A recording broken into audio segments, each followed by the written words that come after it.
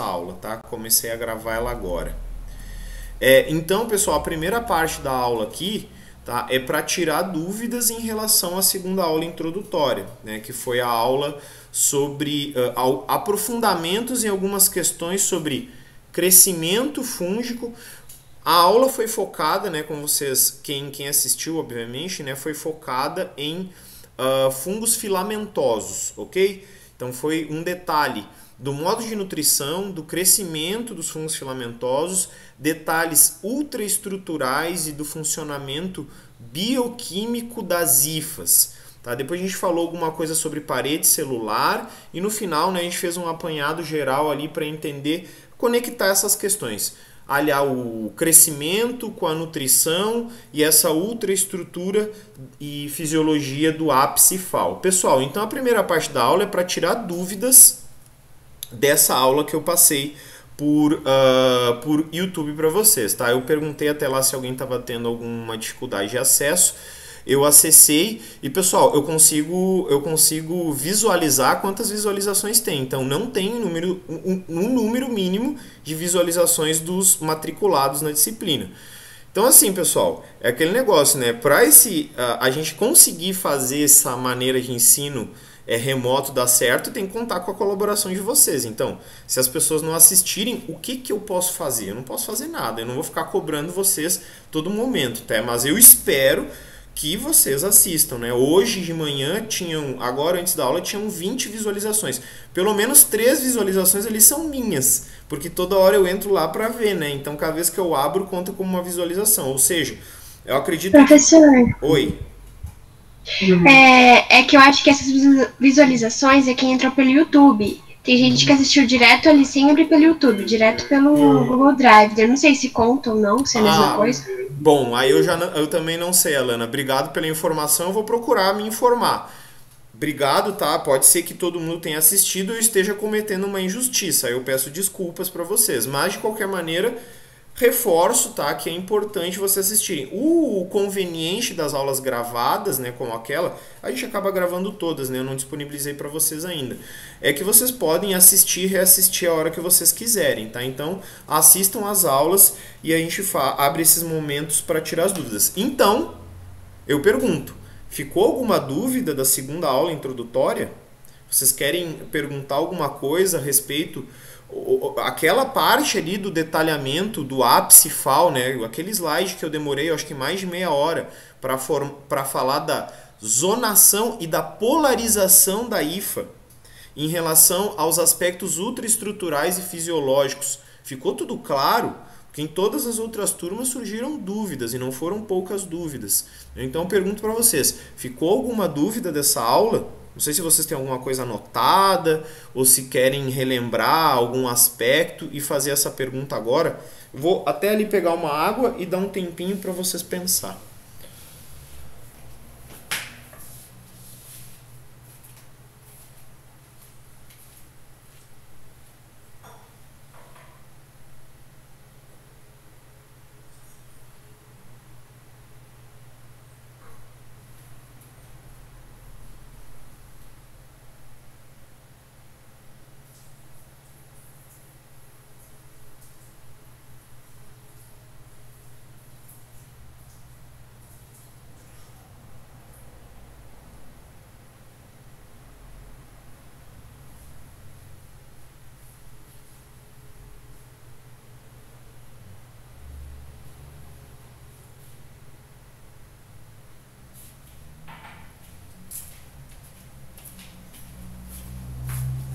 E aí, pessoal, alguém quer falar alguma coisa a respeito da aula? Alguém quer tirar alguma dúvida?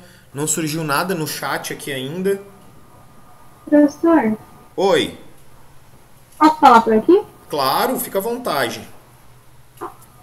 Tem uma parte da aula lá que você está falando, explicando as partes da IFA. Ok. Que fala da zona de crescimento, apical e tal, sabe? Sim. E lá tava o desenho, tava deitado na horizontal. Aí eu fiquei na dúvida, tipo assim, a zona de crescimento apical é a primeira, como se fosse, tipo, de pé? Ah, tá. Isso é um esclarecimento importante, tá? Eu vou compartilhar aqui minha tela com você, só um minutinho, que aí eu vou direto lá pro slide e a gente tira essa dúvida, tá? Porque eu tava vendo, tipo, tinha um desenho de duas hifas lá, septada e cenocíticas, e elas estavam de pé. Uhum. Aí eu tava pensando, e nesse outro desenho que fala dessa zona, ela estava deitada, então eu queria entender qual que é, pra mim bater o olho e saber qual parte é qual. Tudo bem, sem problemas.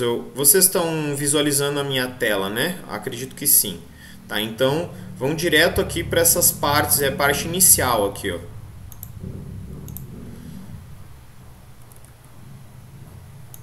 Tá, então aqui, ó, as hifas aqui no caso, né? Tá falando da organização celular básica.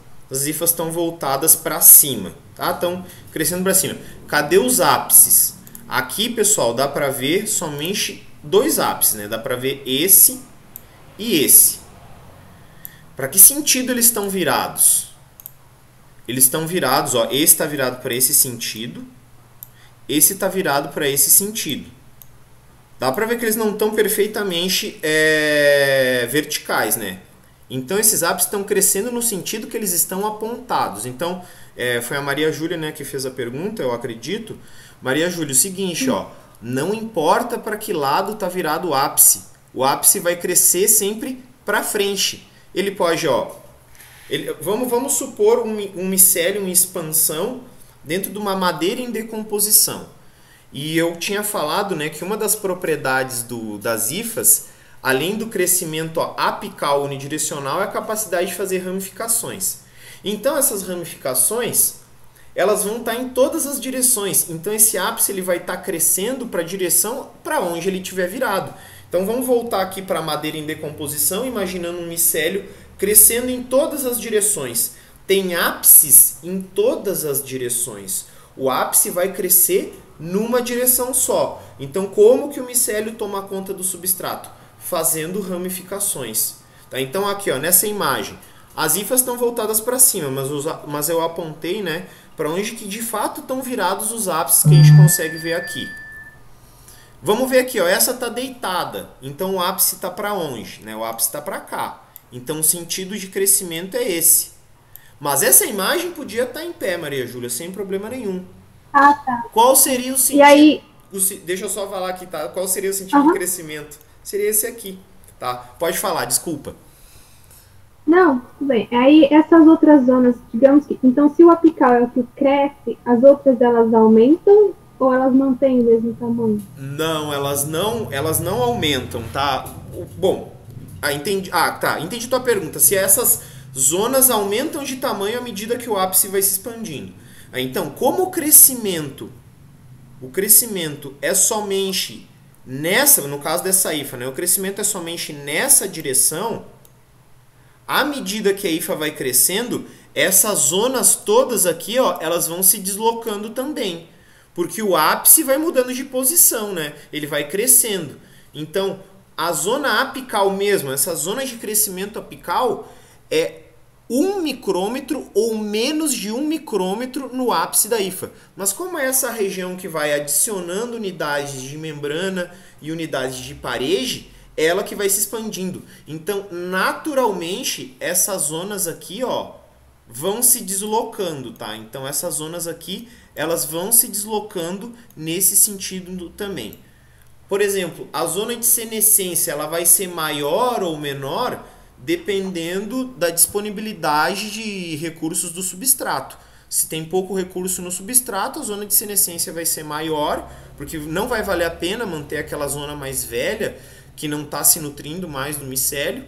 E a mesma coisa com a zona de armazenamento, né? Então, o fungo está conseguindo muito nutriente, está conseguindo decompor muita coisa, está absorvendo muita coisa que foi decomposta fora da hifa. Então, essa zona de armazenamento pode ser um pouco maior. Mas se não tem tanto nutriente assim, ela vai ser um pouco menor. Mas a gente não precisa se preocupar com o tamanho delas, tá? A única coisa que a gente precisa entender é que há essa polarização, essa zonação na hifa, o tamanho dessas áreas, o tamanho relativo A menor zona sempre vai ser essa zona de crescimento apical, que é a mais importante no final das contas, né?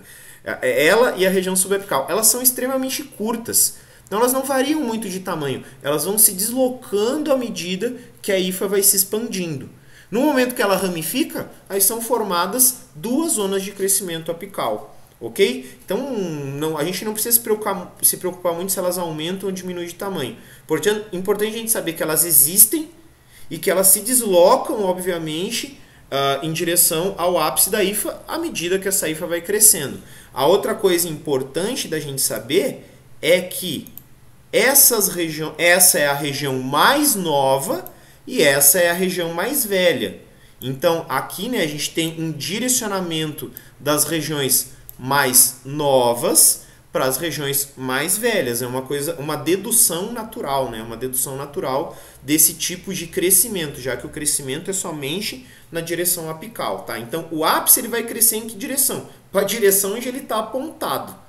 Pode ser para cima, para baixo, para o lado, em diagonal. A gente tem que transportar isso para o plano tridimensional e aplicar isso na maneira de crescimento, que isso faz com que os fungos tomem conta do substrato de maneira extremamente eficiente. Eu não sei se eu respondi a tua pergunta ou se eu enrolei demais. Tá, entendido. Amanda acabou de perguntar aqui se eu vou gravar a aula. A aula está sendo gravada já, tá? Mas ela não está sendo gravada. Eu tô com problemas no Google, na plataforma Google. Não estou conseguindo mais gravar nada, então estou gravando com outros softwares, mas eu vou disponibilizar essas gravações para vocês de qualquer maneira. Pessoal, eu só peço um pouco de paciência comigo, tá? Porque, só vocês terem ideia, tem professor efetivo que tem uma turma, duas turmas. Sabe quantas turmas eu dou aula? Eu dou aula para 12 turmas, pessoal. Então é bastante coisa, tá? Só peço um pouquinho de paciência, mas eu vou disponibilizar os slides, vou disponibilizar todas as gravações das aulas, tá bom? Alguma pergunta a mais, pessoal, relativo a essa segunda aula introdutória? Professor, eu fiquei com um pouco de dúvida só um pouquinho que termo... tem duas pessoas com o microfone aberto, tá? Então, desculpa, Ana Laura, desculpa, Pedro. Vou dar a palavra primeiro para Ana Laura, aí depois eu passo a palavra para ti, tá bom, Pedro? Desculpa, eu não tinha visto que o Pedro estava aberto também. Acontece. Eu fiquei com um pouco de dúvida no termo autotropia positiva e negativa, não entendi muito bem. Esse termo autotropia, tá? Ele é tão simples. Ele é tão simples que às vezes a gente vai tentar entender e acaba complicando. Tá? Eu vou chegar aqui esse último slide aqui, ó.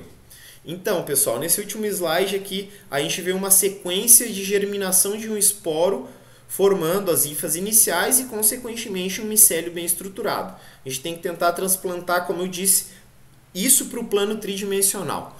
Qual o sentido de crescimento desses ápices e faz aqui? Tá? Então, o sentido de crescimento é uma resposta aonde está localizado o próprio corpo, né? Isso que é autotropia. A resposta se dá em relação ao próprio corpo. Então, se a autotropia é positiva, tá? As hifas, elas iam crescer o ápice fal ia crescer em direção ao próprio micélio, mas não é o que acontece. Ele cresce na direção contrária. Então, tá, é por causa de um GIF que tem aqui, como tem um GIF, tá, eu não consigo fazer com que a marcação fique permanente. Mas o sentido de crescimento, ó, já que o centro do micélio é aqui, ou seja, o corpo do fungo como um todo está aqui, o sentido de crescimento é contrário. Tá? O sentido de crescimento, digamos, que é centrífugo. Ele é de dentro para fora. É um sentido de crescimento centrífugo, de dentro para fora. Em resposta à presença do próprio corpo. Então, é a autotropia negativa, ok? A autotropia positiva seria os ápices e faz crescerem em direção ao próprio micélio, mas não é isso que acontece, tá? Então ele cresce na direção contrária. É uma coisa até meio óbvia, né? Claro, o fungo vai querer se expandir para dominar novas áreas, mas é uma definição importante, tá? Porque o fungo, os micélios, né? A gente faz muita comparação com os vegetais.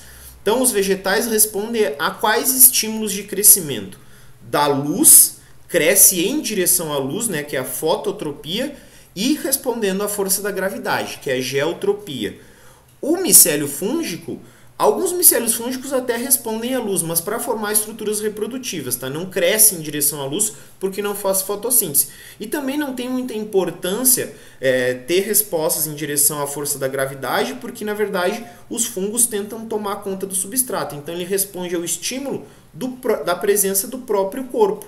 Então, como cresce no sentido contrário ao micélio, da presença do micélio, a gente chama então de autotropia negativa, tá? É um conceito bastante simples, na verdade, tá? Relativamente fácil de ser entendido, mas a gente fica, né, comparando com os outros estímulos de crescimento e fica um pouco confuso.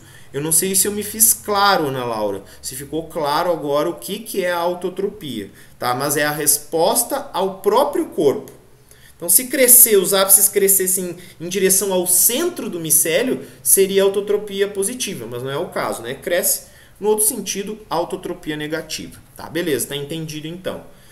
Pedro, por favor, faça a tua pergunta e o teu comentário. Tá me ouvindo? Deixa eu aumentar um pouquinho o volume, pode falar.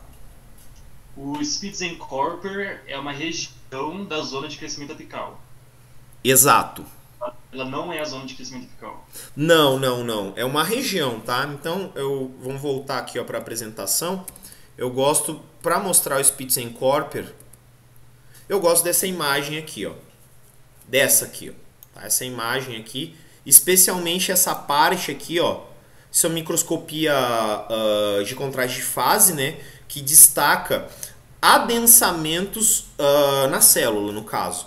Então aqui a gente consegue destacar o adensamento da parede celular e essa região aqui, principalmente nesse segundo frame aqui, ó, Pedro, essa região bem escurinha aqui, ó, opa, essa região bem escura aqui, ó, isso aqui é o Spitzenkorper. Então vamos tentar imaginar lá aqueles primeiros micólogos alemães lá observando hifas em microscópios um tanto quanto rudimentares, eles observavam adensamentos no ápice fal. Isso eles chamaram de Spitzenkorper. Depois se descobriu que o Spitzenkorper, na verdade, era esse adensamento de macrovesículas envolvendo microvesículas. Essa estrutura Spitzenkorper, ela não está presente em todos os fungos, tá? É só nas linhagens mais derivadas. Então, não é a zona toda de crescimento, é especificamente os adensamentos de vesículas, macro e microvesículas. Essa zona de crescimento apical, no caso, né, se a gente fosse pegar aqui essa imagem, seria mais ou menos toda essa região aqui, ó. Seria a zona de crescimento apical. Então, o Spitzenkorper é ali, ó, fica um pouquinho abaixo da membrana, né, quase que grudado na membrana ali, essa organização vesicular com metabolismo altamente ativo. Então, metabolismo muito, muito ativo. Beleza? Outra coisa. As vesículas da zona de crescimento apical, elas não são produzidas na zona de crescimento apical. Algumas sim, ó. Vamos voltar aqui nessa imagem. Vamos ver. Essa imagem aqui, ó, serve para ilustrar isso. Mas eu acho que a outra do slide anterior, deixa eu dar uma apagada aqui nas marcações, ela ilustra um pouco melhor, tá? Eu tinha falado, eu não sei se, como a aula foi gravada, eu não lembro se eu falei lá na aula para vocês, essas divisões que estão aqui nessa imagem não são septos reais, tá? São divisões só para deixar a imagem da hifa mais lúdica, mais didática, né? Para a gente entender a zonação. Então, ó, a gente tem formação de algumas vesículas aqui, ó, olha aqui o complexo de Golgi, processando aqui, dando encaminhamento, digamos assim, essas vesículas. Mas elas começam a ser formadas na zona subapical, aqui na zona de absorção, que a gente consegue ver aqui, ó, nessa imagem também. Então, olha só, a gente tem formação de vesículas aqui também, mas, né, quanto mais próximo do ápice, maior a formação dessas vesículas, tá? Então, as vesículas secretoras, elas começam a ser formadas na zona subapical. Lá vai estar o núcleo, que vai estar associado ao retículo endoplasmático, né? Então, como a maioria das secreções são enzimas, essas enzimas são produzidas no retículo endoplasmático rugoso, tá? Isso tudo está, na sua grande maioria, na zona subapical. Na zona subapical também tem complexo de Golgi. Na zona apical propriamente dita, falta o núcleo, mas a gente vai ter também retículo endoplasmático rugoso, como a gente pode ver aqui, ó. Os retículos endoplasmáticos rugosos vão ficar ali, entre a zona subapical e a zona apical. E uma grande concentração de complexos de Golgi também na zona apical. Então as vesículas são formadas nas duas regiões. De qualquer maneira, elas são encaminhadas, direcionadas e ancoradas aqui no ápice pelos elementos do citoesqueleto, ok? Independente de elas serem formadas na zona subapical ou na zona apical. Beleza? E o complexo de Golgi que vai formar as vesículas, daí, por exemplo, o retículo endoplasmático que vai formar a enzima que o fungo vai mandar para fora, para digestão. Isso. De qualquer maneira, a gente tem que entender o seguinte, ó. Eu acho que nas disciplinas de biologia celular a gente fala sobre isso. Essas organelas que são delimitadas por membrana e que a gente fala, né, que são organizadas de modo de cisterna, que é o caso do complexo de Golgi, e também é o caso do retículo endoplasmático, tanto liso quanto rugoso, a gente tem que sempre imaginar que as vesículas formadas por eles, e às vezes até as membranas dessas organelas, estão interconectadas. Tá? Então, há uma conexão, por exemplo, né, uma determinada enzima que é formada no retículo endoplasmático. Ela pode passar por um processamento final no complexo de Golgi. Ou ela já pode ser, digamos, encapsulada numa vesícula e mandada diretamente para o ápice. Então, essas organelas que formam cisternas e que formam vesículas, que são delimitadas por membrana, estão associadas. Inclusive, associadas muitas vezes, pessoal, estou querendo dizer ligação física, continuidade. Há uma continuidade entre a carioteca, a membrana nuclear, membrana do retículo endoplasmático e membrana do complexo de Golgi também, tá? Então, essas membranas dessas organelas e do próprio núcleo estão interconectadas, tá? E conseguem se comunicar e dar processamento ao que vai ser secretado pelo ápice fal, ok?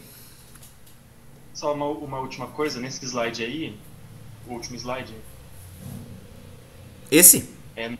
Na imagem da esquerda, ali tem um sistema vascular que é para onde as vesículas estão indo, trazendo coisa de fora. É tipo um vacúolo? Aqui? Armazenando coisa? Nessa região aqui? Não, para baixo. Ah, aqui sim. Aqui sim. Aqui tá escrito, tá? Entendi agora. Tá escrito aqui sistema vacuolar, né? Então, vacuolar, não vascular. Vacuolar. Vacuolar. Então quer dizer que é um sistema de vacúolos, né? Então, mas é importante a gente fazer esse esclarecimento, né, pessoal? Porque a gente resgata coisas que a gente falou na aula inicial, né? Então, o fungo não tem tecido verdadeiro, não vai ter um sistema vascular. Fungo consegue fazer transporte de nutrientes a longas distâncias? Consegue, mas de maneira lenta. Tá? Então, o processamento, o metabolismo fúngico, como eu falei, o forte dele está próximo dos ápices, né? Então, quem tem sistema vascular, que são tecidos condutores, né? Fungo nem forma tecido verdadeiro. Quem tem tecidos condutores que transportam nutrientes a longas distâncias e rápido são as plantas, né? Então, os fungos não têm sistema vascular. O que é o sistema vacuolar? São vacúolos conectados, né? E como a gente tinha visto aqui nessa outra imagem, os vacúolos sempre estão nas zonas mais velhas, fazendo função de armazenamento de nutrientes, de água e tendo função naquela pressão osmótica interna, né? Aquela pressão de turgor que ajuda a dar a forma da hifa e também ajuda no processo de crescimento apical, né? Já que vai pressionando a parede a se expandir na direção apical. Então, claro, o que é o sistema vacuolar? Os vacúolos às vezes podem estar isolados ou eles podem estar interconectados justamente pelas suas membranas, né? Então é isso que eu acabei de dizer, tem conexão. A gente pode ver, olha só, como há conexão entre todas essas organelas delimitadas por membrana, ó, entre retículo endoplasmático, complexo de Golgi e o próprio vacúolo, tá? Há conexões. Olha os endossomos aqui, ó. Os endossomos sendo se integrando ao vacúolo aqui, ó, provavelmente para depositar nesse vacúolo substâncias de reserva, né, que vão ser armazenados lá na zona de armazenamento. Então, essas organelas estão todas conectadas. Então, tem um sistema vacuolar nessas regiões mais velhas, né, os vacúolos estão conectados, ok? Alguma dúvida a mais, Pedro? Não. Eu só tinha lido errado mesmo. Não, tranquilo, mas é bom para a gente esclarecer. Pessoal, alguém tem mais uma dúvida? Alguém que escreveu alguma coisa no chat? Quer abrir o microfone aí para fazer o seu questionamento? Não? Então é o seguinte, pessoal, vamos vamos dar início, na verdade, né, à aula do conteúdo previsto para hoje, né, já que a gente tirou as dúvidas. Só um último esclarecimento, né?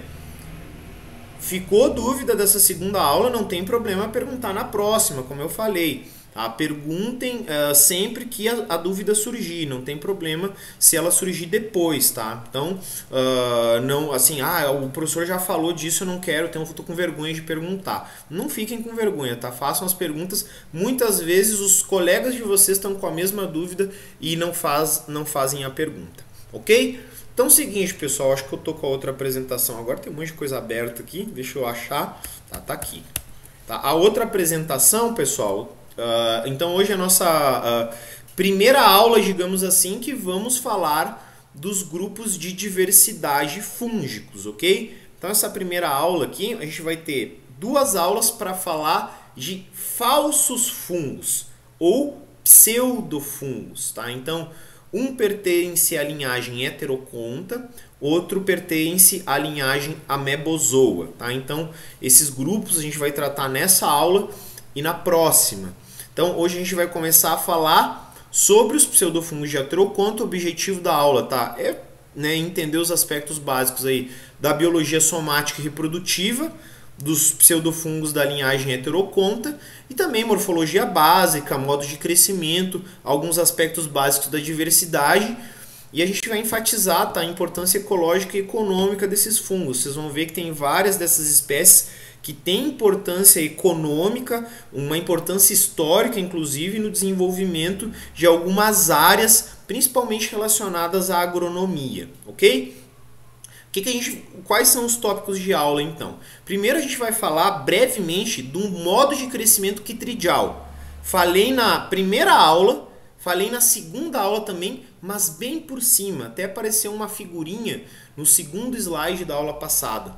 Na verdade era no primeiro slide de conteúdo, tá? Apareceu uma figurinha ali do modo de crescimento quitridial. Como ele vai começar a aparecer a partir da aula de hoje, a gente vai dar uma pequena aprofundada, tá? Vamos entender melhor o que é o modo de crescimento quitridial. Depois a gente vai falar aspectos bem superficiais da linhagem Heteroconta, Stramenopila ou cromista. São basicamente sinônimos, pessoal. São nomes diferentes para essa mesma grande linhagem dos eucariotos, que vocês já viram em algas. Eu sei que vocês viram porque foi comigo, né? Fui eu que falei essas coisas para vocês. Então a gente vai repetir algumas coisas básicas, claro, agora dando direcionamento aos pseudofungos dessa linhagem. E depois a gente vai falar dos 3 grandes grupos que ocorrem aqui. Na verdade, pessoal, Labirintolomicota e Hiphokitryomicota são grupos microdiversos. Tem bem poucas espécies, difíceis de serem visualizados. Então, uma pinceladinha. A gente vai se estender mais nos oomicetos, tá? Esse é o principal grupo de pseudofungos aqui de Heteroconta, tá? Então a gente vai se estender mais nesse último tópico aqui, né? Que a gente vai falar mais sobre a biologia geral, somática, reprodutiva e também os aspectos ecológicos e econômicos dos oomicetos, ok? Então vamos lá, pessoal. Formas de crescimento quitridial, para a gente iniciar a nossa aula de hoje. O que é uma quitrídia? Quitrídia, pessoal, é uma forma de crescimento somático, uma forma de organização somática especial dos fungos aquáticos. Não ocorre quitrídia no ambiente terrestre, então ocorre, mas ela evoluiu, ela é especializada para ocorrer, para desempenhar a sua função nos ambientes aquáticos. É uma forma de crescimento somática, ok? A gente vai encontrar essa forma de crescimento, a gente vai enfatizar isso tanto aqui nos fungos, pseudofungos, na verdade, né, dos heteroconta, como nos fungos verdadeiros. Essa é a primeira coisa que a gente tem que entender. Mas como que é essa morfologia? Como que é essa organização somática? Então, primeiro, a quitrídia consiste em duas partes. Uma parte que é chamada centro somático. Então, o que é o centro somático? O centro somático, pessoal, tá? A gente está visualizando melhor aqui nessa figura mais da esquerda, é o centro de organização celular. É ali onde estão os componentes citoplasmáticos, incluindo o protoplasma. Tem protoplasma, né, que é obviamente aquele líquido, aquela matriz líquida do citoplasma, e os elementos sólidos do citoplasma, ou seja, organelas, demais estruturas e o núcleo ou os núcleos, tá? Vai depender do grupo. Essa estrutura aqui pode ter 1, 2 ou vários núcleos dentro dela. De qualquer maneira, o que é importante a gente entender? Os elementos celulares todos estão presentes aqui. Então é o centro organizador da expressão gênica, é o centro organizador celular, é o centro da organização biológica geral desse modo de crescimento, ok? Então, essa estrutura aqui que vocês estão vendo, vocês estão vendo, né, várias organelas aqui, ó, tem complexos de Golgi, mitocôndrias, vacúolos. Então, aqui a gente tem, então, o centro somático, delimitado por parede, como vocês estão vendo aqui, né? Tem membrana plasmática, parede celular. Esse centro somático, pessoal, vai estar conectado, ancorado ao substrato por uma extensão protoplasmática, por uma extensão do protoplasma, pessoal. Então, essa rede aqui, ó, que parece um micélio, parece hifa, mas não é. Por quê? Porque não tem as estruturas citoplasmáticas sólidas. Não tem núcleo, não tem complexo de Golgi, não tem mitocôndria, não tem todas as outras organelas. Qual que é a única coisa que vai ter aqui no centro somático? Alguns elementos do citoesqueleto e vesículas secretoras que vão ser direcionadas para essa região e também vesículas absortivas que vão fazer o caminho contrário. Então, essa região aqui, que é chamada, esqueci de grifar aqui, ó, pessoal, era para ter colocado em negrito também. Essa região é chamada de rizoide. O que é toda palavra que termina em oide? Quer dizer que se parece com uma raiz. Não é, obviamente, uma raiz verdadeira, não é nem hifa verdadeira, tá? É uma extensão protoplasmática. Então, esses são os rizoides. A rede de rizoides dá a forma de crescimento quitridial, ok? Então, o que é uma quitrídia? É centro somático conectado ao substrato através dessa rede protoplasmática chamada rizoide. É isso aí. Funções do rizoide: ancoramento e nutrição. É por ali que as enzimas vão ser liberadas. E é por ali que o fungo vai fazer a absorção daquilo que foi digerido fora do corpo. Tá? Simples. A gente já falou de como que é o modo de nutrição. Então, em relação à fisiologia, a gente pode fazer uma comparação com a ápice FAO. Não é tão complexo, mas ali vão acontecer fenômenos extremamente importantes que acontecem no ápice da hifa também. Secreção de enzimas e absorção daquilo que foi digerido fora do corpo. Ok? Então, centro somático e rizoide, as duas partes que a gente encontra nas quitrídeas. Só que o que acontece, pessoal? Agora eu vou chamar a atenção para essas outras duas imagens que estão mais aqui no centro, de microscopia, tá? Não são figuras como essa daqui, não são ilustrações. O que a gente está observando aqui, pessoal? As quitrídeas, elas podem ser unicelulares, ou seja, podem apresentar somente Opa, que belo risco! Um centro somático, então a gente vai chamar elas de monocêntricas, como é o caso aqui dessa imagem, né? Vocês podem ver, ó, um centro somático e aqui a rede dos rizoides. Ou diversos centros somáticos conectados por essa rede de rizoides que vão estar, obviamente, ancorados no substrato. Aí vai ser uma estrutura pluricelular e vai ser, então, uma quitrídia policêntrica. Olha que ironia. Essa forma de crescimento ela pode ser unicelular ou pluricelular. Porque ela vai ter duas partes. Ela vai ter o centro somático e vai ter os rizoides. Agora, se tem um centro somático, é uma quitrídia monocêntrica. Se tem vários centros somáticos, é uma quitrídia policêntrica. Tá? Então, essa é a forma de crescimento quitridial. Se eu ouvi, eu achei que tivesse escutado alguma coisa aqui na sala. A organização morfológica é essa, pessoal. Só que tem uma característica adicional que a gente vai ver agora durante a aula. Durante o processo reprodutivo, geralmente o assexual também tem importância no sexual, tá? A gente vai ver alguns casos aqui. A gente vai falar dessa estrutura de novo lá em fungos verdadeiros, a gente vai dar um enfoque maior para a participação no processo sexual. Mas ele é muito mais importante no processo assexual. O centro somático inteiro se transforma na estrutura que vai gerar os esporos reprodutivos, tá? Então, vai se transformar numa estrutura chamada de esporângio, tá? A gente já comentou isso na disciplina lá de ficologia. Toda estrutura terminada, né, com o sufixo ângio, ou pode estar em outra parte da palavra, mas geralmente vai ser um sufixo. O sufixo ângio quer dizer uma estrutura em forma de bolsa, onde vai ter uma outra coisa dentro. Então, o que tem dentro de um esporângio? Esporos.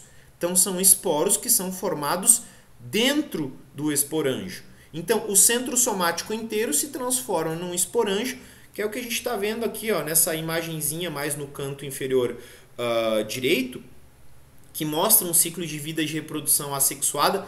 Vamos falar com mais detalhe nisso. Mas o que a gente pode observar? Ó, que o centro somático inteiro se transforma em um esporângio. Ó, o que tem lá dentro? Esporos em formação. Quando eles estiverem, né, amadurecidos, eles vão ser liberados no meio, então. Ok? Então, uma característica das quitrídeas. O centro somático inteiro se transforma na estrutura reprodutiva. No caso, esporângios. Por que esporângio? Porque o amadurecimento dos esporos é dentro dessa estrutura. Isso vai ser muito importante. Daqui a algumas aulas a gente vai começar a ver estruturas reprodutivas de alguns outros grupos que o amadurecimento é externo. Portanto, a gente não vai chamar mais de esporângio, tá? Mas isso é assunto para próximas aulas, ok? Pessoal, alguma dúvida aqui em relação ao que é uma quitrídia? O que é a forma de crescimento somático? Não? Quando a gente bota o olho nessa estrutura aqui, ó, pessoal, isso aqui tem que ser identificação visual, tá? Então, ó, botou o olho nessa estrutura, parece um polvo, né? Parece um polvinho. Então, o centro somático com essa rede de rizoides aqui ancorando, tá? Essa rede de rizoides eventualmente pode ser chamada de rizomicélio também. Então, se eu falar rizomicélio aqui, é sinônimo, tá? Rizoide ou rizomicélio. Tá? Então, essa rede aqui, ó, bem fininha, pessoal, isso aqui tem menos de 0,5 micrômetro, sem brincadeira, menos de 0,5 micrômetro de diâmetro. Muito, muito fina, não tem estrutura sólida citoplasmática ali, tem só protoplasma e vesículas e citoesqueleto aqui, não tem mais nada. Então, isso aqui vai ser extremamente fino. Então, quando a gente botar o olho nessa estrutura aqui, ó, centro somático com rizoides, ó, tem aqui, tem aqui, tem aqui, temos que associar automaticamente com a forma quitridial. Essa é a forma de crescimento quitridial. Tem que botar o olho e associar a morfologia com essa forma de crescimento especializada para ambientes aquáticos, ok? Sem dúvidas, vamos seguir aqui na sequência da nossa aula, tá? Ninguém escreveu nada.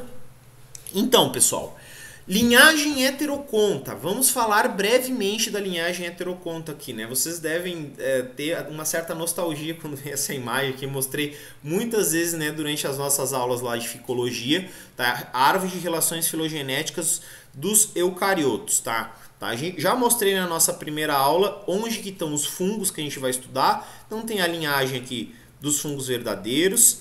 Há uma outra linhagem de pseudofungos, né, que vai estar aqui em Amebozoa. E hoje a gente vai falar de qual linhagem? Da linhagem aqui, ó, que está no grande grupo SAR. Lembrando, né, o que quer dizer essa sigla SAR? Quer dizer que é a grande linhagem que engloba os Stramenopilos, alveolados e Rhizaria, tá? Então, é as iniciais desses 3 grandes grupos. Qual o grupo que nos interessa? De fato, é a linhagem dos Stramenopilos, tá? Então, a gente pode chamar linhagem Heteroconta, linhagem Stramenopila, ou dos Stramenopilos, ou Stramenepilos, vocês vão encontrar também, ou dos cromistas, tá? Independente do nome que a gente chamar. Eu prefiro o nome Heteroconta, porque esse nome, tá? Se vocês lembrarem, a gente já comentou sobre isso. Qual que é a característica principal desse grupo, pessoal? É que as células flageladas, tá? Pelo menos o ancestral comum que deu recente essa linhagem, possuía essa característica e ela se mantém em várias das linhagens atuais, possui 2 flagelos. E esses flagelos são desiguais. Eles têm morfologias distintas e geralmente tamanho distinto. Um desses flagelos é liso, que é esse flagelo que está aqui, e o outro flagelo é todo ornamentado ou pinado com essas projeções aqui de elementos do citoesqueleto que correspondem aos mastigonemas, uma estrutura exclusiva desse grupo. Então, o que quer dizer o nome Heteroconta? Conta é flagelo, hétero é diferente. Então, flagelos desiguais. Característica desse grande grupo aqui dos Heteroconta, Stramenopilo ou cromista. Uma outra coisa que está uma outra característica biológica super importante que está relacionado à origem desse grupo é que, se vocês lembrarem bem, né, por que a gente falou desses grupos na disciplina de ficologia? Porque vários deles são fotossintetizantes. Claro que não é o caso dos grupos que a gente vai falar hoje, né? A gente já falou na primeira aula. A gente não vai falar de organismos fotossintetizantes aqui, a não ser que estejam estabelecendo relações simbióticas com os fungos que são objeto da disciplina. A gente já vai entender o que aconteceu durante a evolução desse grupo. Os plastídeos responsáveis pela fotossíntese dos grupos que ainda são autotróficos aqui dessa linhagem foram originados por endossimbiose secundária. O que é endossimbiose secundária? Corre lá na literatura fazer revisão. Lembrando, tem processo de endossimbiose primária e processo de endossimbiose secundária. Então, os Stramenopilos, Heterocontas, os seus plastídeos surgiram por processo de endossimbiose secundária. Fez a revisão, não entendeu? Aí sim vem me perguntar, mas eu não vou perder tempo explicando isso de novo, ok? Indo um pouco mais a fundo aqui na filogenia dos Stramenopilos, pessoal. O que a gente tem? Não está sendo mostrado tudo aqui, tá? Mas de quem que os fungos aqui, os fungos ou pseudofungos da linhagem dos Heteroconta são aparentados, tá? Vocês lembram quais os grupos de algas que a gente viu lá na disciplina de ficologia e que fazem parte dos Stramenopilos, dos cromista, dos Heteroconta? Vocês lembram que linhagens são essas? Cadê meu copo? Alga vermelha, alga marrom. Ó, alga vermelha é parente lá, na verdade, das plantas, não é dessa linhagem, tá?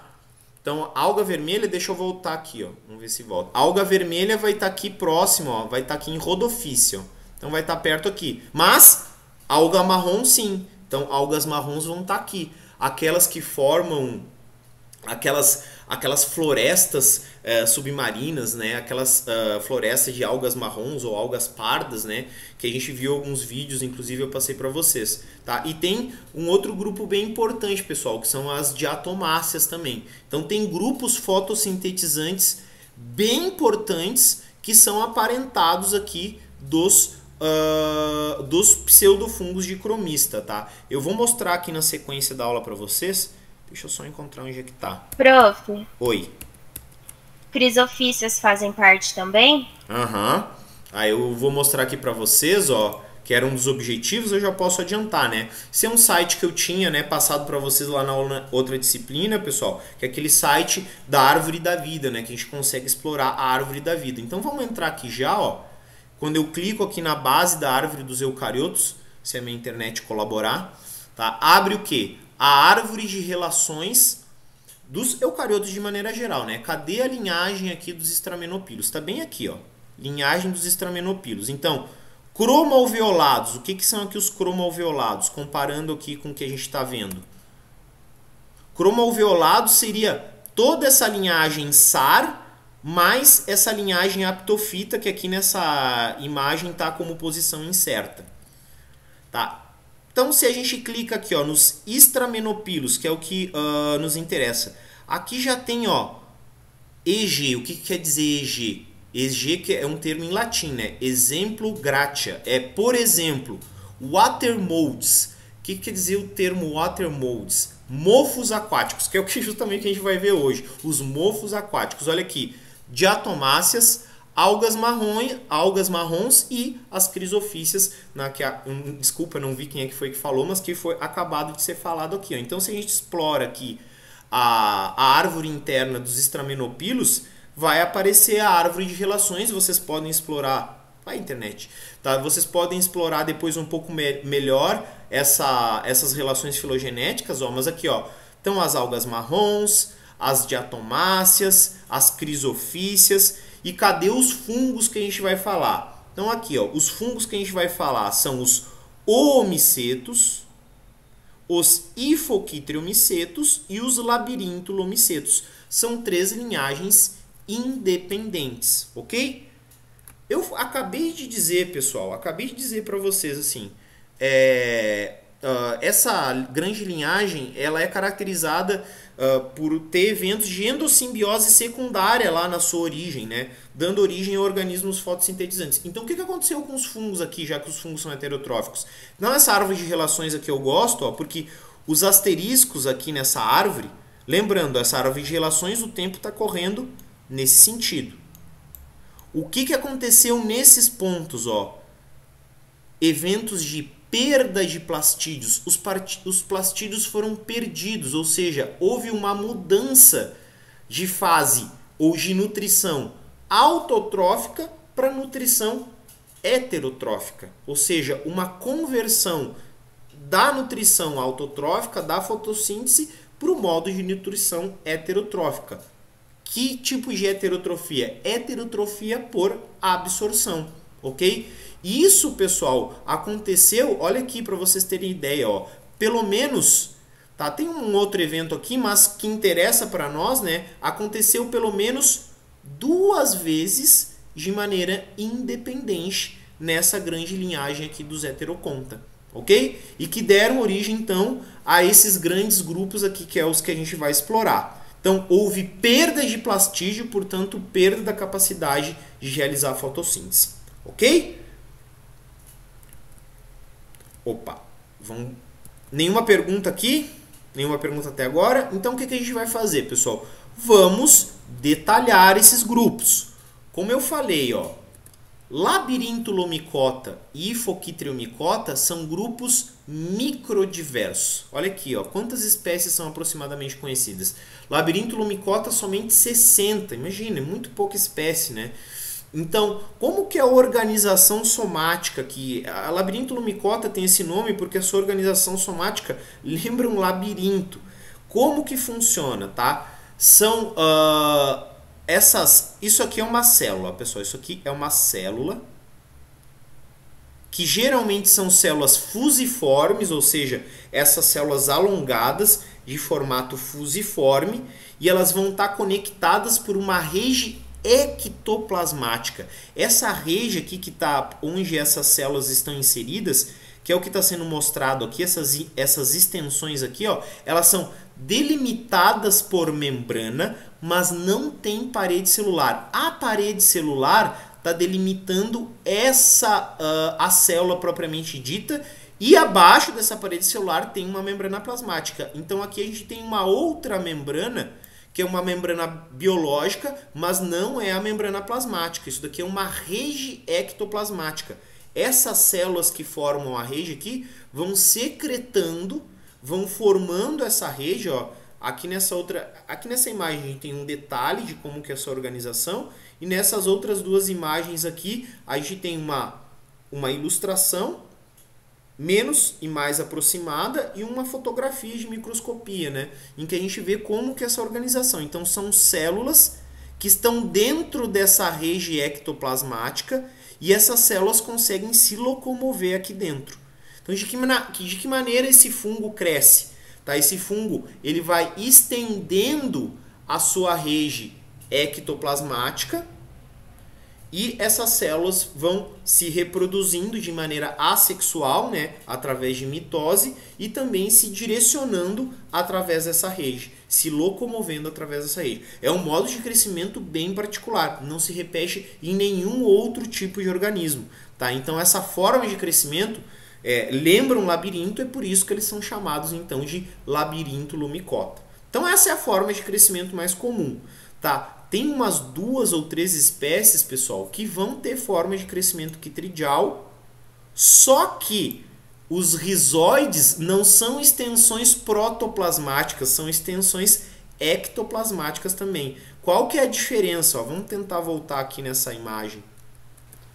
Daqui, ó, olha aqui, ó, numa quitrídea verdadeira, digamos, olha de onde parte a extensão do rizóide?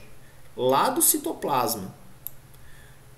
Naquele caso lá, os rizóides na verdade vão ser uma extensão de fora do citoplasma, uma extensão ectoplasmática, tá? Então essa é uma das características aqui de labirinto lumicota, ok? São essas 2 as formas de crescimento. Os esporos, pessoal, vão possuir 2 flagelos, tá? Então aqui eu já faço um primeiro esclarecimento para vocês. Não lembro se eu comentei isso na disciplina de ficologia. Todo esporo que possui flagelo, independente do grupo, pode ser fungo, pode ser alga, pode ser o que vocês quiserem. Se é um esporo e possui flagelo, ele vai ser denominado de zoósporo. Nossa, que marcação horrível. Então ele vai ser denominado de zoósporo. Aqui em labirinto lumicota, os zoósporos assexuais vão ser formados a partir de onde? A partir dessas células aqui, ó. Então essas células sofrem, o seu núcleo sofre mitose e esses núcleos acabam formando os zoósporos, que são liberados aqui então dessa rede ectoplasmática, nadam no substrato, na coluna d'água, desculpa, caem no substrato, germinam e formam novamente essa rede ectoplasmática. Então os esporos aqui, no caso, têm os 2 flagelos, ok? Vocês lembravam disso, que todo esporo flagelado se chama zoósporo? Lembravam desse termo? Tá? Então, lembrando, ó, esporo faz uma coisa só. Esporo germina. Esporo não se reproduz. Esporo germina. Tá? Esporo também não fecunda. Quem fecunda é gameta. Tá? Então, o esporo faz uma coisa só na vida. Ele germina. Então, para ser um zoósporo, necessariamente precisa ser um esporo, ok? Não confundir zoósporo, esporo flagelado com gameta flagelado. São estruturas distintas, completamente distintas no ciclo de vida sexuado, né? No caso de gametas, a gente vai ver. Aqui esses zoósporos são de reprodução assexuada. Isso aqui é reprodução assexuada, ok? Onde que a gente vai encontrar os labirintolomicetos, pessoal? A gente vai encontrar em ambientes aquáticos exclusivamente, marinhos e de água doce, preferencialmente água doce, como decompositores ou parasitas superficiais de algumas algas ou animais, tá? Então eles vão estar, essa rede ectoplasmática vai estar se dispondo sobre a superfície do substrato. Tá? Importante a gente falar, essa rede ectoplasmática não tem capacidade de penetrar no substrato, tá? Ela fica crescendo de maneira superficial, ok? Esses aqui são os labirintolomicetos, pessoal. Eu, por exemplo, nunca observei isso daqui na natureza, em amostras, né? Não tem como observar o olho nu, então é extremamente difícil, tá? Tem poucas informações sobre esse grupo na literatura, tá? Então não é um grupo muito comum, né? Vocês podem ver, pouquíssimas espécies são conhecidas. Hifoquitriomicota, pessoal, olha só, um grupo menor ainda, aqui a única forma de crescimento que tem é a quitridial, né, com centro somático, rizoides, e as quitrídeas aqui podem ser monocêntricas ou policêntricas. Olha só, 25 espécies aproximadamente, um grupo muito, muito pequeno. Aqui o zoósporo de reprodução assexuada perdeu um dos flagelos durante o processo evolutivo. Qual? O liso, ficou só o flagelo pinnado, o flagelo com os mastigonemas, que é o que vocês estão vendo aqui nessa ilustração. Tá? Então aqui, pessoal, hifoquitriomicotas são quitrídeas super simples, como vocês podem ver aqui nessas imagens, ó, quitrídeas no caso aqui monocêntricas, em que o centro somático inteiro se transforma, né, na estrutura reprodutiva, que no caso é o esporângio. Então, ó, os núcleos aqui sofrem mitose, esses núcleos vão então se individualizar em forma de esporos flagelados, ou seja, zoósporos, que vão ter só o flagelo com os mastigonemas, né? Quando esses esporos estão amadurecidos, então eles são liberados, né, que é o processo que está sendo mostrado aqui, eles são liberados do zoosporângio. Tá? Esse esporângio aqui, pessoal, pode ser chamado de zoosporângio, né? Porque ele é um esporângio que forma zoósporos. É um esporângio do tipo zoosporângio. Então eles são liberados na natureza, esses zoósporos nadam na coluna d'água e caem no substrato. Importância ecológica, tá? Então, alguns ocorrem em ambiente terrestre, mas em ambiente terrestre úmido. A maioria, né, são aquáticos, decompositores ou parasitas. Tá? Onde é que a gente encontra eles? Esses aqui, pessoal, as amostras, pelo que eu estava lendo na literatura, é sempre encontrado em estruturas reprodutivas de algas ou de fungos, ou na própria parede celular de algas unicelulares. Então eles vão estar lá, né, ou decompondo essas algas ou fazendo parasitismo. E a mesma coisa com esporos de outros fungos que acabam caindo na água. Então eles vão estar crescendo lá, anexados, na verdade, né, sobre a parede celular, parasitando esses esporos ou fazendo a decomposição.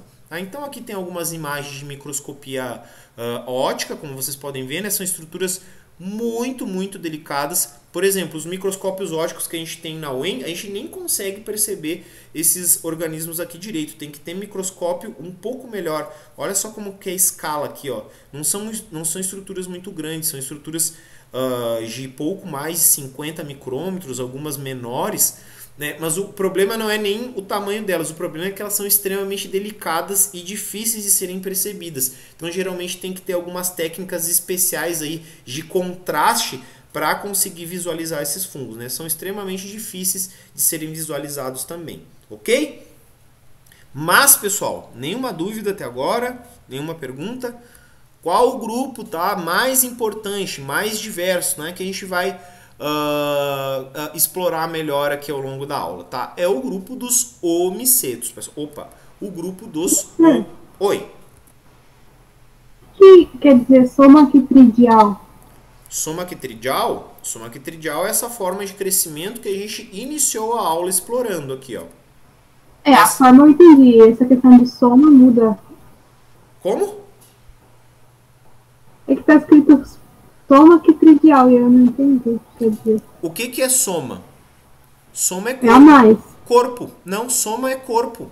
Então, quando eu falar soma, quando eu falar corpo, eu tô querendo dizer, eu tô me referindo à parte de crescimento, a parte que se nutre, para fazer contraposição à parte reprodutiva. Então, quando eu falo organização somática, eu estou querendo dizer organização corporal. Como que é o corpo de crescimento e de nutrição desses fungos, ok? Qual que é o termo que vocês vão encontrar na literatura, que eu falei lá na primeira aula? Às vezes eu tenho que me policiar para não falar aqui para vocês. É o termo vegetativo. Vocês vão encontrar na literatura. A fase vegetativa. Por que não é para usar vegetativo?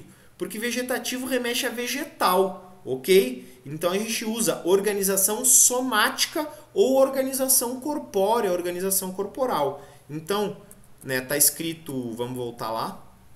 Soma, ó, tá até entre parênteses aqui, ó, soma ou corpo é organização somática ou organização corpórea.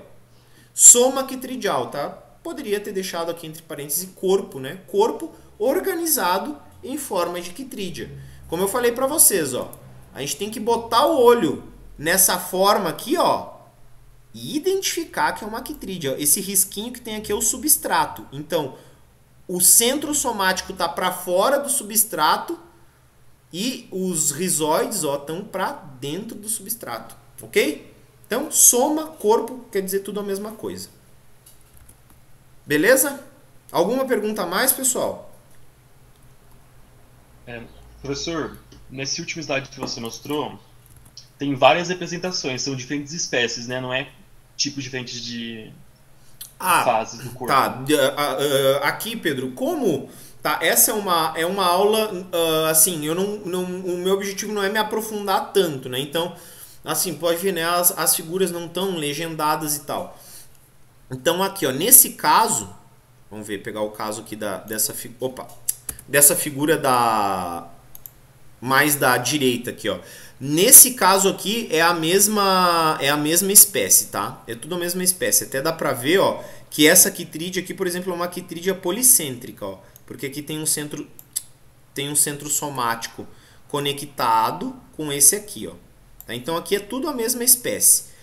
Diferentes fotos de estruturas da mesma espécie. Aqui, tá? Então, são espécies diferentes. Então, mas também mostra essa questão do desenvolvimento. Ó, por exemplo, aqui a gente tem uma espécie, tá? Se eu lembro bem da literatura, isso aqui é uma espécie. Isso daqui é uma outra espécie.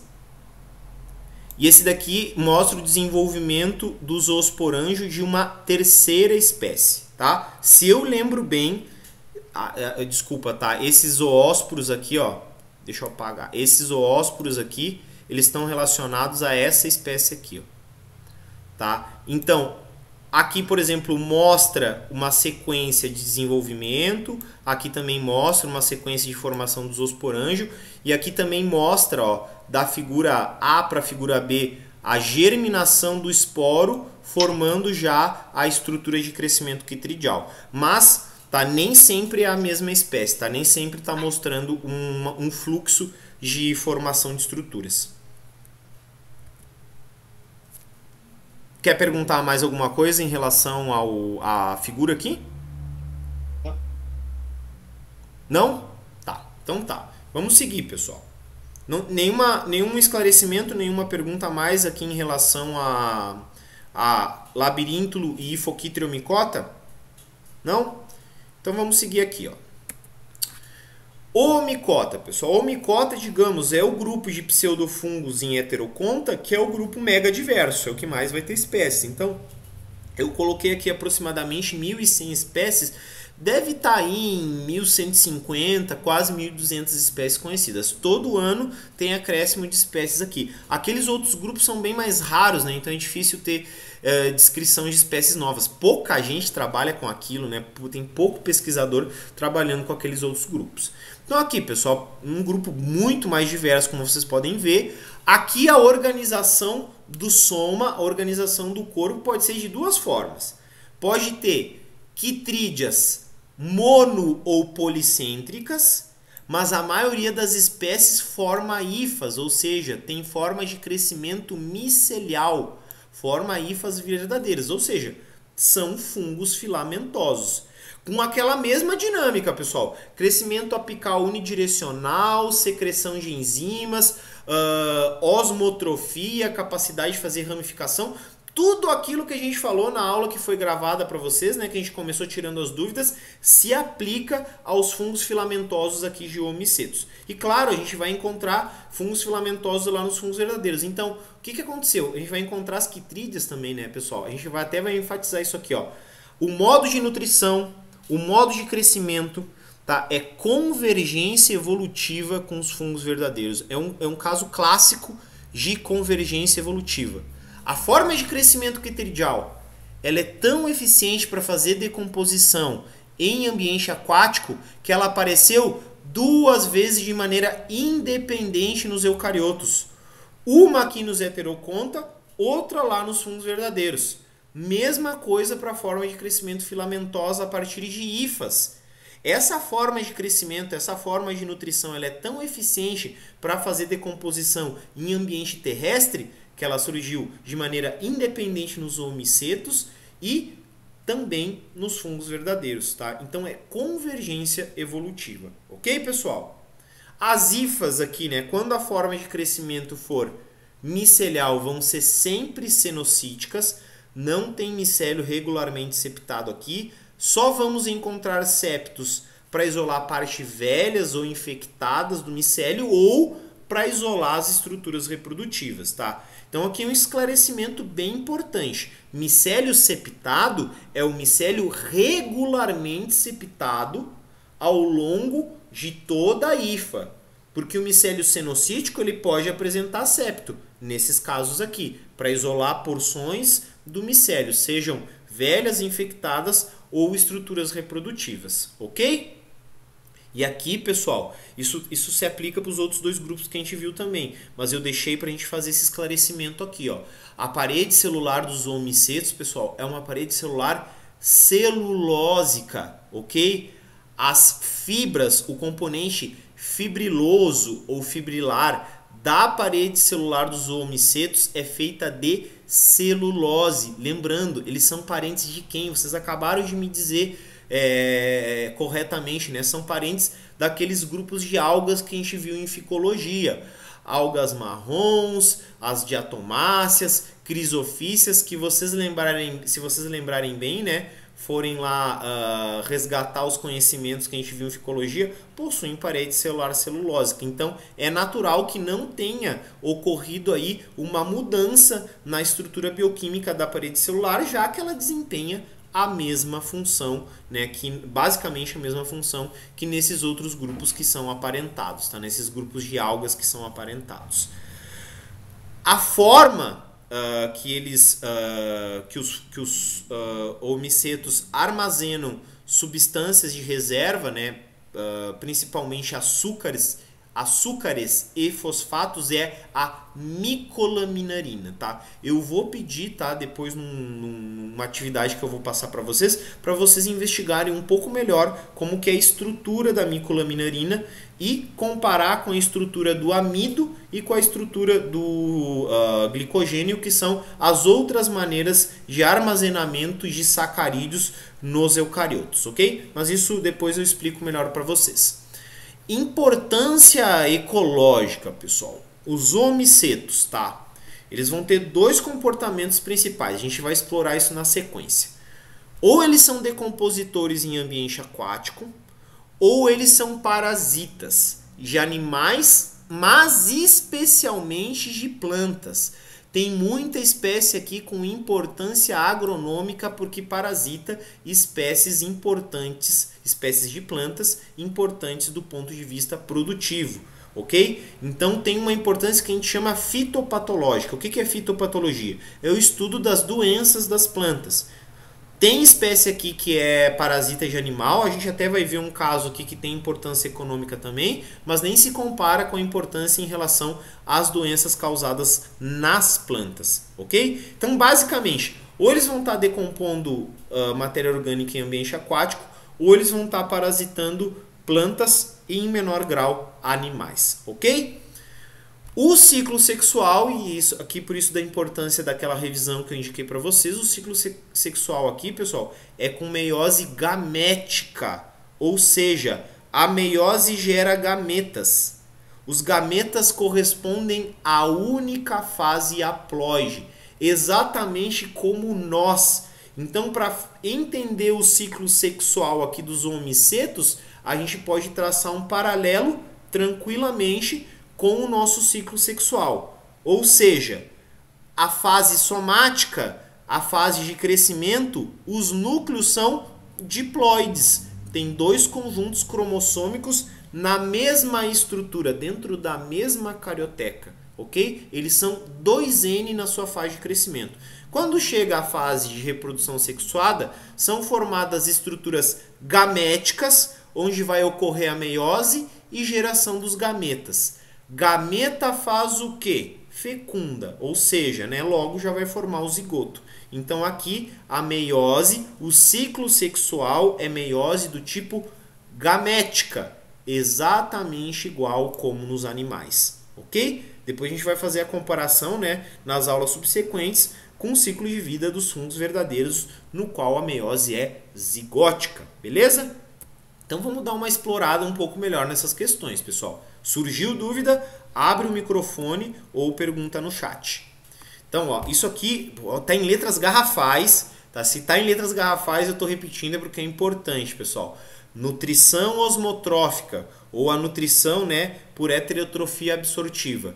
E a forma de crescimento somático, tanto a quitridial quanto a micelial, é convergência evolutiva com os fungos verdadeiros, pessoal. Isso evidencia que essas adaptações, ou seja, pessoal, isso é uma adaptação para desempenhar a função de decomposição. Quitrídia no ambiente aquático, micelial no ambiente terrestre.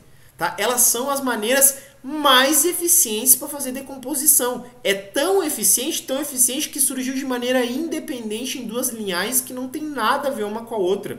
Na linhagem heteroconta e na linhagem dos fungos verdadeiros. Essas formas de crescimento, pessoal, a quitridial e a micelial, elas evoluíram, uma no ambiente aquático, outra no ambiente terrestre, para desempenhar como uma resposta a uma adaptação ao papel ecológico principal dos fungos, e aqui eu estou falando fungos de maneira genérica, que é a decomposição. Nenhuma outra forma de crescimento, nenhuma outra forma de nutrição, e a gente já viu que essas coisas estão associadas, né, na fisiologia geral dos fungos, é tão eficiente como essas. Senão não teria surgido duas vezes, tá? Ninguém consegue, nenhum outro grupo, né, deu uma resposta evolutiva tão adequada como esses grupos. Então essas formas, né, são as formas mais adequadas, as mais eficientes para realizar a decomposição. O que acabou acontecendo com o decorrer da história evolutiva? Tá, a gente tem que entender o seguinte, ó, que entre decomposição e parasitismo ou relações simbióticas, pessoal, é um passo muito pequeno, muito pequeno. Tá? Então a gente vai entender por quê. A forma de crescimento quitridial e a forma de crescimento micelial são extremamente eficientes para decomposição, mas elas são basicamente um convite ao parasitismo e um convite a estabelecer relações simbióticas também. Porque é muito fácil estabelecer relações a partir desse modo de crescimento, e foi o que acabou acontecendo tanto na linhagem dos heteroconta quanto na linhagem dos fungos verdadeiros, ok? Acabaram que várias linhagens desses dois grupos desenvolveram como estratégia de vida parasitismo e também o estabelecimento de relações simbióticas. Beleza? Características da reprodução assexuada, pessoal. Então, reprodução assexuada dos três grupos que a gente viu aqui, ó, incluindo agora os homicetos, é pela formação de zoósporos em zoosporângios. Relembrando, o que é um zoósporo? É um esporo flagelado. No caso aqui dos homicetos, ó, como a gente está vendo aqui nessa imagem que está bem grandona aqui no slide, né, que tem duas ilustrações, os zoósporos dos homicetos possuem os dois flagelos, tá? Tanto o flagelo com os mastigonemas quanto o flagelo liso. A posição desses flagelos, se vocês bem lembrarem, pessoal, a gente falou isso na disciplina de ficologia, a posição ou é apical ou ela é subapical, meio que lateral. Qual que é o sentido de natação desses esporos? O sentido de natação desses esporos é esse aqui, ó. Então, nunca esses flagelos vão estar posicionados na região basal, na região posterior do esporo. Nunca vai estar no sentido contrário ao sentido de natação. Ou vai estar na região apical, na região proximal, e esses flagelos, né, eles vão se estender nessa direção aqui para que nage assim, ou eles vão ficar posicionados de maneira lateral, né, meio que subapical, para direcionar o sentido de natação, tá? Essa posição dos flagelos é super importante, depois a gente vai comparar com a posição dos flagelos lá dos fungos verdadeiros, tá? A posição lá vai ser diferente, tá? Então isso é uma outra característica diferencial entre os zoósporos aqui dos pseudofungos geomicetos e os pseudofungos e os esporos, desculpa, dos fungos verdadeiros, ok? Aqui, pessoal, a gente tem a imagem, tá? Imagem de microscopia óptica de esporângios, tá? Então, os esporângios eles podem ser globosos.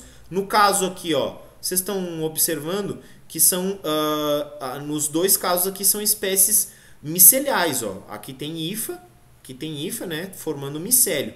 Em alguns ápices hifais, então, vão formar esporângios. No caso aqui, zoosporângios. Então, a gente vai ter a diferenciação dos esporos aqui internamente e a sua posterior liberação. Então, aqui estão os esporos flagelados. Claro que a gente não está vendo os flagelos.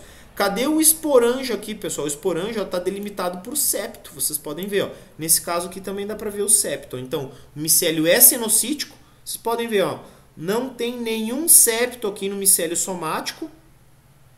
Mas aqui, para isolar a estrutura reprodutiva, há a formação de um septo. Então, da mesma maneira, ó, os zoósporos vão ser diferenciados aqui dentro. Quando eles estiverem amadurecidos, vão ser liberados no meio aquático. Ok? Dessa maneira que é a reprodução assexuada. Deixa eu fazer uma pergunta para vocês. Se a fase somática aqui dos homicetos possui núcleos diploides, qual que é a ploidia dos zoósporos de reprodução assexuada? Qual que vai ser a ploidia dos zoósporos de reprodução assexuada? É uma pergunta que eu estou fazendo, tá?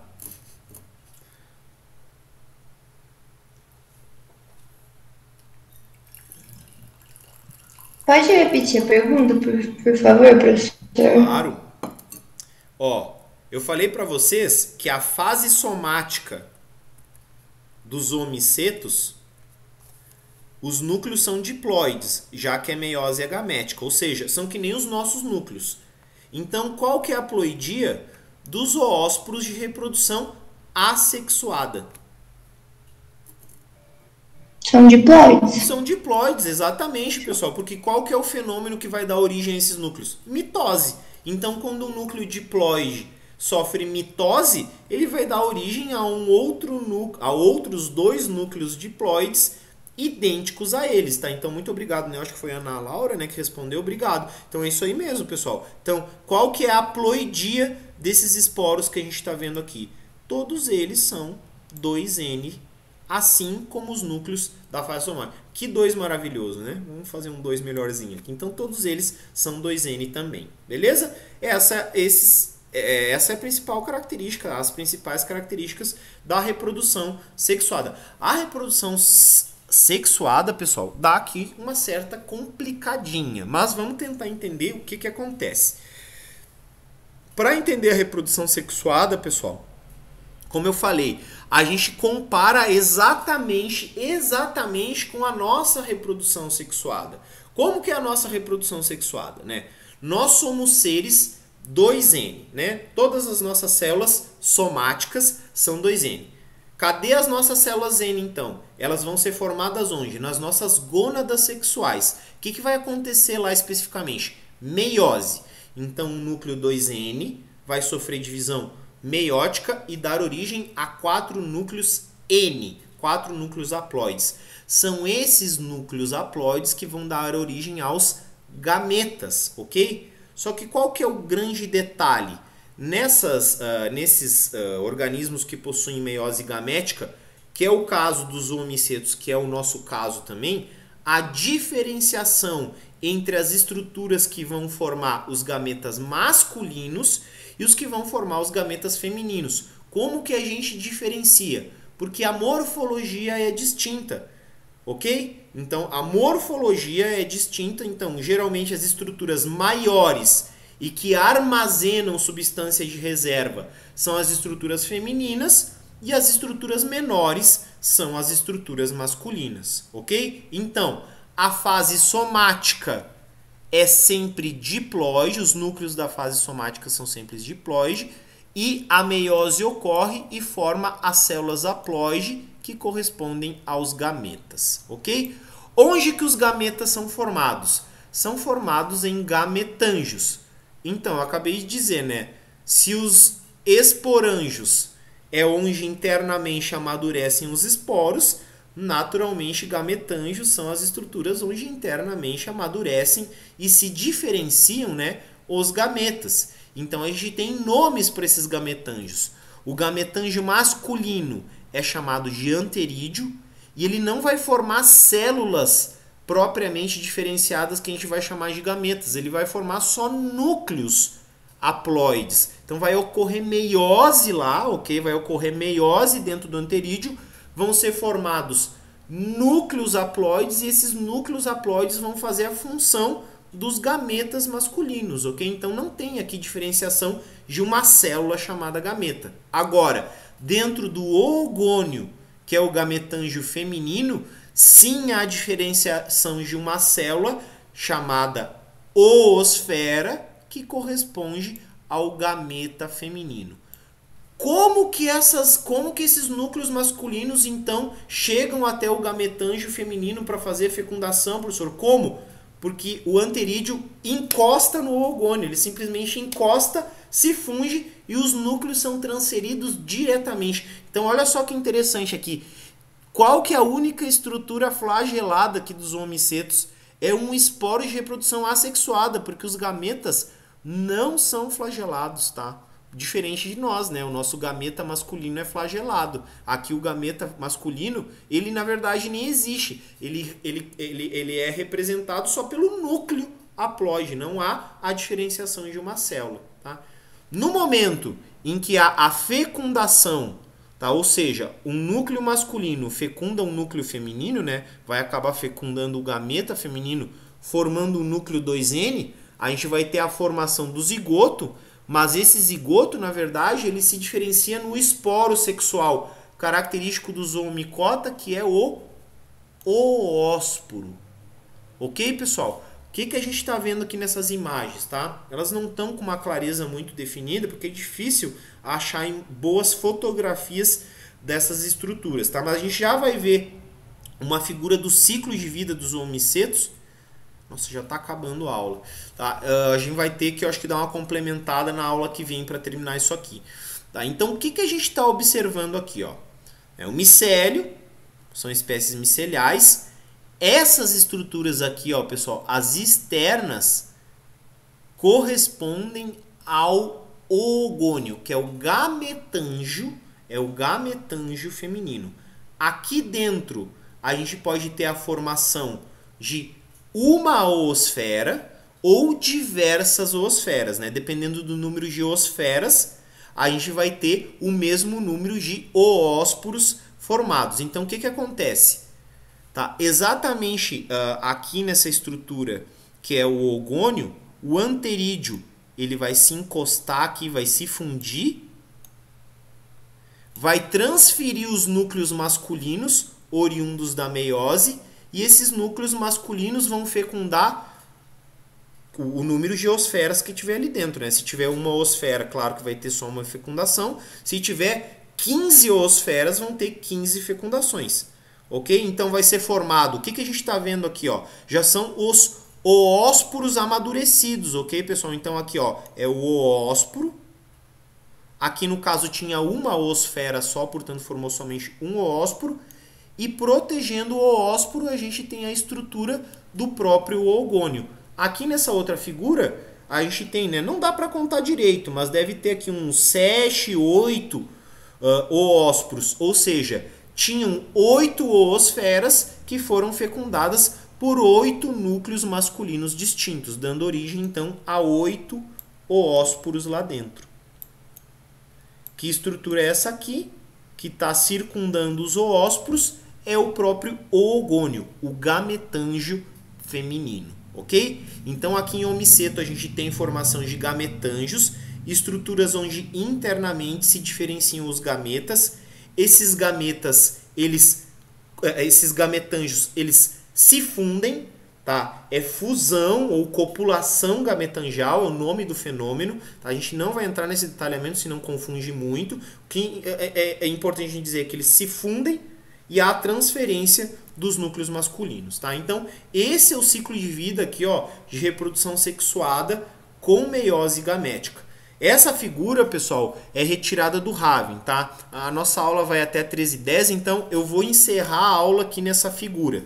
Eu sigo com a explicação dos grupos de diversidade de omicetos a partir da próxima aula, tá? Então eu vou explicar essa figura, eu vou falar para vocês em que páginas lá do Raven tem essa figura aqui para vocês revisarem e revisar sobre os omicetos também. E aí, qualquer coisa, a gente tira as dúvidas na nossa próxima aula. Então, vamos começar aqui, ó. Se vocês lembrarem, eu utilizava as figuras do Raven na aula de ficologia também. Por que eu gosto das figuras do Raven?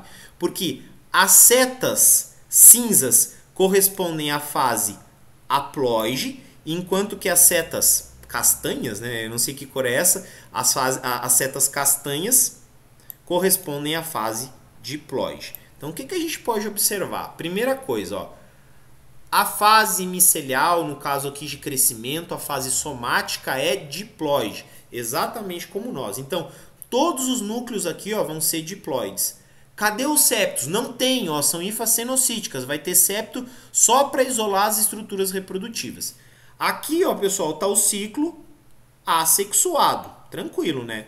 Formação de zoósporos assexuados que vão ser liberados. Aqui tem uma questão do encistamento, tá? Isso é um detalhe que a gente não precisa falar, tá? Isso é um detalhamento muito aprofundado.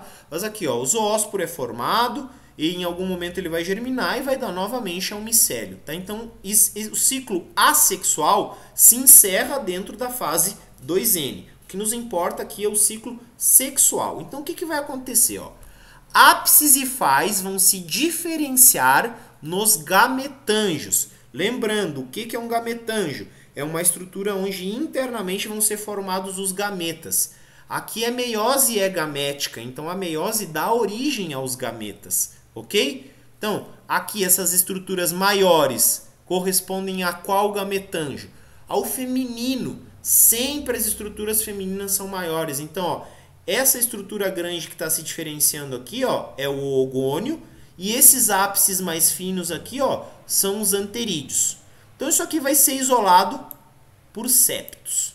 O que vai acontecer lá dentro? Os núcleos diploides vão sofrer meiose, dando origem aos gametas. Mas o que acontece dentro? Vamos entender primeiro. O que acontece dentro do oogônio?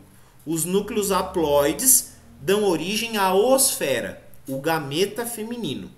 Só que lá no gametângio masculino, que é o anterídeo, não tem diferenciação de gametas, porque não precisa. Por que não precisa? Porque o que acontece? O anterídeo, pessoal, ele encosta e se funde com o oogônio e transfere diretamente esses núcleos haploides. E aí o que a gente vai ter? Vai ter o processo de fecundação. Os núcleos masculinos, haploides, originados da meiose, fecundam os gametas femininos, que são as oosferas, originados também da meiose. Entenderam? Os núcleos masculinos passam do gametângio masculino para dentro do gametângio feminino, realizando a fecundação. O que vai surgir lá dentro? Os zigotos, né? Então, se tiver, como eu falei, ó, se tiver uma oosfera só aqui dentro, ó, podia ter só uma oosfera aqui dentro, ia ter só uma fecundação. Aqui no caso tem diversas oosferas, então vão ter diversos eventos de fecundação e vão ser gerados a partir de todos esses zigotos 2N o mesmo número correspondente de oósporos. O oósporo, pessoal, aqui, ó, que está sendo liberado de dentro do oogônio, que cai no meio, depois germina e dá prosseguimento ao ciclo de vida. Tá? O oósporo, diferentemente do zoósporo assexual, ó, ele não é flagelado. Dá para ver aqui pela imagem, ó, a grossura da parede celular. Então, ela é uma estrutura de resistência. O que a gente deduz disso? O que a gente pode concluir? Os omicetos geralmente funcionam assim, ó. Se as condições estão boas, deixa eu dar uma apagada aqui nas marcações. Se as condições estão boas, tem substrato, não está sofrendo nenhum estresse, ele vai ficar fazendo só reprodução assexuada. Só. Agora, as condições mudaram, tem um estresse, pouco recurso, o que ele vai fazer? Vai formar as estruturas assexuais, porque no final das contas, o esporo sexual, que é o oósporo, é uma estrutura de resistência. Então ele vai ficar lá com metabolismo reduzido, com bastante substância de reserva, parede engrossada, e quando as condições forem novamente favoráveis, ele acaba germinando, ok? Aqui, a última imagem que eu vou mostrar para vocês, pessoal, tá, é a imagem de um oósporo, mas ainda com as estruturas gaméticas envolvidas. Ó. Então a gente tem aqui ó, o micélio, a hifa e os ápices hifais que deram origem à estrutura. Olha que belo desenho. A estrutura masculina e a estrutura feminina. O que aconteceu? Ó? Aconteceu o processo de contato ou fusão gametangial. Aqui o mais correto é contato, né? Porque só tem a transferência dos núcleos, tá? Não tem fusão citoplasmática geral. Então é contato gametangial, os núcleos masculinos são transferidos aqui para dentro. Há o processo de fecundação e formação dos oósporos. No caso dessa figura que eu estou mostrando aqui para vocês, tá? Tinha somente uma oosfera aqui dentro, portanto, teve só uma fecundação, formou somente um oósporo. No caso da figura que eu mostrei aqui antes para vocês, ó, tinham diversas oosferas, portanto, se formaram diversos oósporos aqui dentro da estrutura do gametângio feminino, ok? Aqui, pessoal, só para vocês terem ideia, ó, o oosporo tem um vacúolo muito grande que acumula água, chamado ooplasto, citoplasma riquíssimo em substâncias lipídicas, que servem como forma de armazenamento de energia. E olha aqui como a parede é engrossada, pessoal. A parede é tão engrossada que é dividida em duas porções, epísporo e endósporo, né? Parede extremamente engrossada e um grande adensamento de substâncias de reserva denota o quê? Que é uma estrutura de resistência. Portanto, o oósporo, que é o esporo de reprodução sexuada dos omicetos, é uma estrutura de resistência. Ok? Desculpa, pessoal, a gente avançou 3 minutinhos, aqui no meu relógio são 3h13, né? Então, ficou alguma dúvida do que a gente falou até aqui? Ficou alguma questão que vocês não entenderam? Tá? A gente não encerrou a aula de oomicota ainda, tá? Tem algumas coisas importantes para serem faladas do ponto de vista da diversidade e da importância ecológica e econômica deles também. Mas até aqui, ficou alguma dúvida?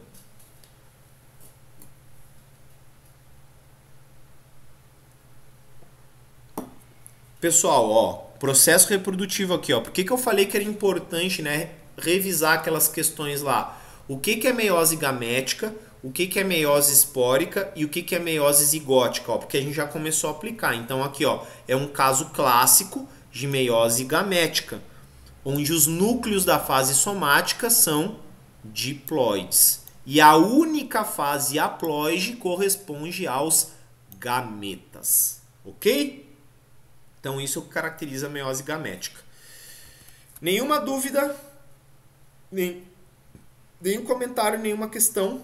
Não? Certo. Oi, fala, Pedro. Tudo certo. Tudo certo? Tudo certo, nada resolvido, né?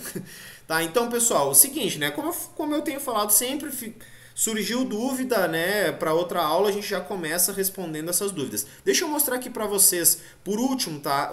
Só para a gente encerrar. Cadê? Tá, eu tô com o Raven aberto aqui, ó. Então, aqui ó, no final do capítulo de protistas, tá aqui, ó.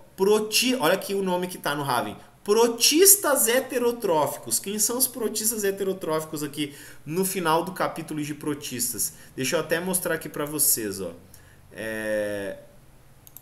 Ó, em que parte que eu tô aqui, ó? É o capítulo 15, ó. Na verdade, ó, seção 4, diversidade, capítulo 15, o último tópico lá, ó. Protistas heterotróficos. O que vocês vão encontrar aqui, ó? O capítulo sobre omicetos, tá? Então aqui tem a explicação importância, ó, formação dos zoosporângios, formação das estruturas sexuais e exatamente a figura que eu acabei de mostrar para vocês com a explicação aqui na legenda e algumas informações adicionais. Ó. A questão das... aqui já acaba, tá? Aqui onde começa a mixomicota é outro grupo que a gente vai falar. Então fala aqui da importância fitopatológica também, vocês podem fazer a revisão de literatura a partir dessa bibliografia, ok? Desculpa, pessoal, perdão mesmo ter avançado esses minutos, tá? A gente começou um pouquinho atrasado, tá? Então eu encerro a aula por aqui, agradeço a atenção de vocês, até semana que vem, tá bom? Fiquem bem. Tchau, professor, até semana que vem. Tchau, prof. Tchau, tchau, pessoal. Tchau, professor, boa semana. Igualmente. Tchau, professor.